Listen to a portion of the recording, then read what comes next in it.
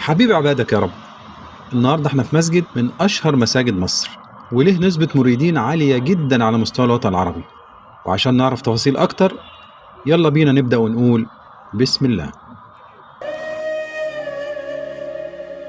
المسجد اللي احنا فيه النهاردة لم تذكر المراجع التاريخية تاريخ إنشائه، سوى إن والي مصر العثماني علي باشا قام بتجديده سنة 951 هجرية 1547 ميلادية، وبعدها تم تجديده أكثر من مرة إلى أن تم هدم المسجد القديم تماما عن طريق وزارة الأوقاف، وأقامت المسجد الموجود حاليا واللي بيبلغ مساحته لما يقرب من 15,000 متر مربع وبيتسع لنحو 5,000 شخص.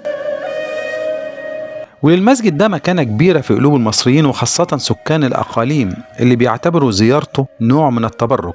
كمان هو مركز من مراكز الصوفية ومريديها اللي طبعا بيتوافدوا في شهر رجب من كل عام للاحتفال بمولد صاحبة المقام، واللي بيتقام فيه احتفالات كبيرة بتغير شكل المنطقة تماما اللي موجود فيها المسجد.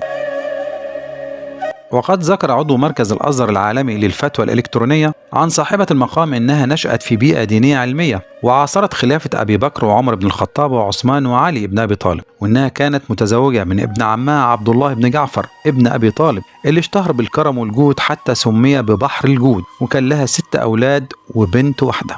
ويقال عن رحلة قدومها لمصر إنها دخلت مصر ومعاها فاطمة بنت الحسين وعلي زين العابدين، واستقبلهم وقتها مسلمة الأنصاري اللي هو كان والي مصر استقبال عظيم لم يسبق له مثيل، وذلك حبا وتبركا بنسبها الشريف.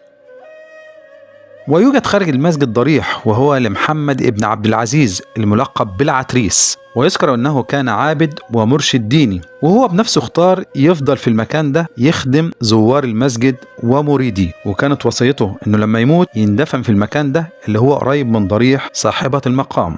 صاحبة المقام اللي هي ابنة علي ابن أبي طالب وأخت الحسن والحسين وحفيدة رسول الله. عرفتوا احنا كنا فين النهاردة؟ احنا كنا في مسجد السيدة زينب بحي السيدة زينب. اتمنى يكون عجبكم الفيديو، وياريت ما تنسوش تصلوا على النبي في التعليقات، والسلام عليكم.